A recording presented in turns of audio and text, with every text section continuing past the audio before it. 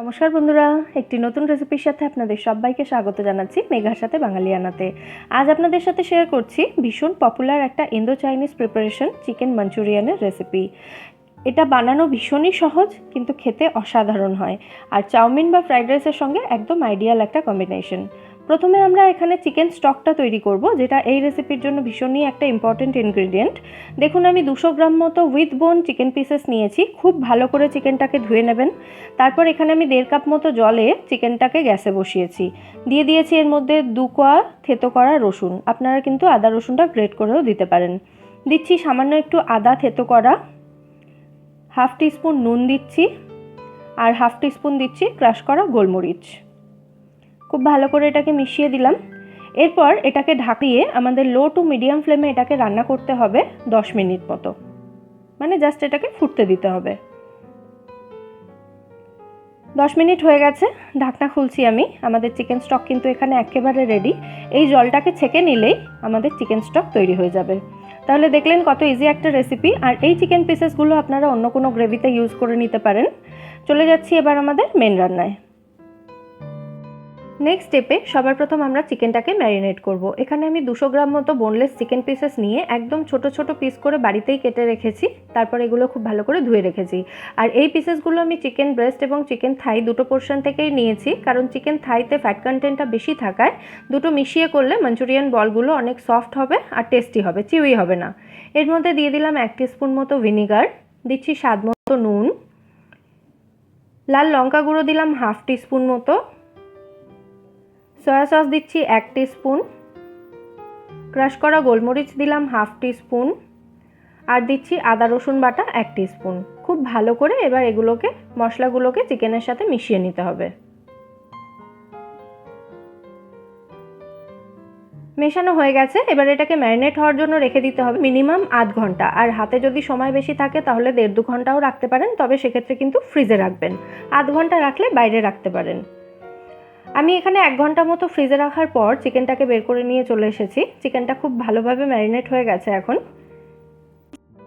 এবার এই চিকেনের মধ্যে দিয়ে দিচ্ছি 2 টেবিল স্পুন মতো ময়দা, সাথে দেব 1.5 টিস্পুন মতো, মানে ছোট চামচের 1.5 চামচ মতো কর্নফ্লাওয়ার। কর্নফ্লাওয়ার খুব কম পরিমাণে দেবেন, বেশি হয়ে গেলে কিন্তু মাঞ্চুরিয়ান বলগুলো শক্ত হয়ে যাওয়ার চান্স থাকে। দিয়ে দিচ্ছি 1 মুঠো মতো স্প্রিং অনিয়ন কুচি, আর দিচ্ছি একটা ডিমের সাদা অংশটা। আপনারা পুরো ডিমটা এখানে ইউজ করতে পারেন। খুব ভালো করে এটাকে মিশিয়ে নিচ্ছি। আর এই মিক্সচারটা কিন্তু একেবারেই শক্ত হবে না, নরম একটা মিক্সচার হবে, এবং জাস্ট সমস্ত ইনগ্রিডিয়েন্টগুলো একসাথে মিশে থাকবে, বাইন্ড হয়ে যাবে। আর যারা প্রথমবার এই মাঞ্চুরিয়ান বল বানাচ্ছেন তারা এই মিক্সচারে 1 পিঞ্চ মতো খাবার সোডা দিতে পারেন, তাতে এই বলগুলো শক্ত হওয়ার কোনো চান্সই থাকবে না।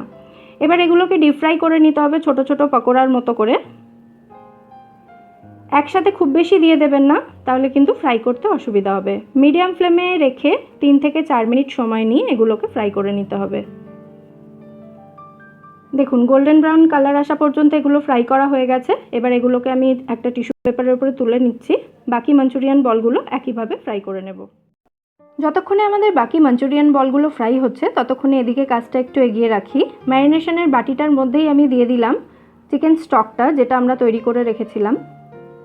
এরপর এর মধ্যে দিচ্ছি 1 টিস্পুন মতো কর্নফ্লাওয়ার। এটা মাঞ্চুরিয়ান গ্রেভিটাকে থিক করবে, তবে এর থেকে বেশি কিন্তু আর প্রয়োজন নেই। আর চিকেন ম্যারিনেশনের বাটিটাতেই এটা করছি, তার কারণ ম্যারিনেশনের এক্সট্রা মশলাটা এতে ওয়েস্ট হবে না, এই গ্রেভিতে মিশে যাবে।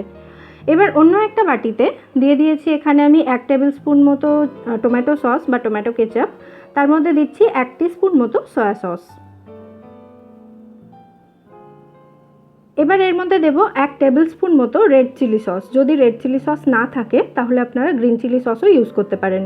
বাড়িতে যদি ওয়েস্টার সস থাকে সেটাও এখানে মেশাতে পারেন, কিন্তু সবার বাড়িতে যেহেতু ওয়েস্টার সস অ্যাভেলেবেল থাকে না সবসময়, সেই জন্য আমি ওয়েস্টার সস ছাড়াই এটা রান্নাটা দেখালাম। আমাদের চিকেন মাঞ্চুরিয়ান বলগুলো এখানে সমস্তটা ফ্রাই হয়ে গেছে। এবার চলে যাচ্ছি মেন গ্রেভির প্রসেসে। একটা কড়াইতে আমি মাঞ্চুরিয়ান ফ্রাই করা তেলই দিয়ে দিয়েছি 1 টেবিল স্পুন মতো। তারপর এর মধ্যে দিয়ে দিচ্ছি 1 টেবিল স্পুন মতো রসুন কুচি। রসুনটাকে একটু ভাজা ভাজা করতে হবে, এবং এই রান্নায় রসুন কুচিটা একটু বেশিই লাগবে। রসুনটা ভাজা হলে এর মধ্যে 1 টিস্পুন মতো আদা কুচি দিলাম, সাথে দিচ্ছি স্প্রিং অনিয়নের নিচের দিকে যে সাদা অংশটা থাকে সেইটা একদম ছোট ছোট কুচিয়ে নেওয়া, সেটাও দিলাম 1 টেবিল স্পুন মতো। 1 থেকে 1.5 মিনিট এগুলো ফ্রাই করার পর এর মধ্যে দিয়ে দিচ্ছি আমি লাল লঙ্কা গুঁড়ো 1 টিস্পুন মতো, আপনারা নিজেদের স্বাদ অনুযায়ী দেবেন। ক্রাশ করা গোলমরিচ দিলাম এখানে হাফ টিস্পুন মতো। এটাকেও খুব ভালোভাবে নেড়েচেড়ে মিশিয়ে এর মধ্যে দিয়ে দিচ্ছি স্প্রিং অনিয়ন কুচি 1 মুঠো মতো বা 2 টেবিল স্পুন মতো। এটাকেও খুব ভালো করে মিশিয়ে নিচ্ছি। তারপর এর মধ্যে দিয়ে দেব সসের মিক্সচারটা। আর এই সময় গ্যাসের ফ্লেমটা কিন্তু মিডিয়াম টু হাই থাকবে। খুব ভালো করে এগুলোকে মিশিয়ে নিয়ে এর মধ্যে চিকেন স্টকটা দিয়ে দিতে হবে, যার মধ্যে আমরা কর্নফ্লাওয়ার গুলে রেখেছিলাম। যেহেতু এর মধ্যে কর্নফ্লাওয়ার রয়েছে তাই এটা দেওয়ার পর কিন্তু কনস্ট্যান্ট এটাকে নাড়াচাড়া করতে হবে, তা না হলে কিন্তু এর মধ্যে লাম্পস থেকে যেতে পারে। খুব ভালো করে এটা মিশিয়ে নিয়েছি। এরপর এর মধ্যে দিয়ে দেব স্বাদমতো নুন। নুনটা কিন্তু খুব বুঝে দেবেন, তার কারণ চিকেন স্টকে নুন ছিল, সমস্ত সসে নুন থাকে এবং মাঞ্চুরিয়ান বলগুলোতেও কিন্তু নুন দেওয়া আছে। খুব ভালো করে মিশিয়ে নিয়ে এর মধ্যে মাঞ্চুরিয়ান বলগুলো দিয়ে দিলাম।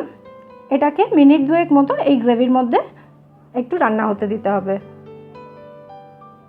ভালো করে মিশিয়ে নিয়ে তারপর একদম শেষে এর মধ্যে দিয়ে দিচ্ছি 1 টিস্পুন মতো চিনি। এই সময় চিনিটা দেওয়ার পর কিন্তু নুন এবং চিনির পরিমাণটা একটু টেস্ট করে দেখে নেবেন। যদি কিছু কম বেশি হয় তাহলে আপনারা এই সময়টাতেই সেটা অ্যাডজাস্ট করে দিতে পারেন। একদম শেষে ওপর থেকে একটু স্প্রিং অনিয়ন কুচি ছড়িয়ে আমি গ্যাসটা অফ করে দিচ্ছি। তারপর এটা সার্ভ করার জন্য একেবারে রেডি হয়ে যাবে। চাইলে এর মধ্যে একটু আজিনামোটোও দিতে পারেন, কিন্তু যেহেতু বাড়িতে বাচ্চারা খায় সেই জন্য আমি সেটা দিলাম না। আশা করছি আজকের এই চিকেন মাঞ্চুরিয়ানের রেসিপিটা আপনাদের ভালো লেগেছে। যদি ভালো লাগে ভিডিওটাকে লাইক এবং শেয়ার করার অনুরোধ রইল এবং আমার চ্যানেলটা সাবস্ক্রাইব করে নেবেন যদি এখনও না করে থাকেন। ফিরে আসবো নতুন কোনো রেসিপি নিয়ে। সবাই সুস্থ থাকবেন, ভালো থাকবেন এবং সবাইকে ভালো রাখবেন।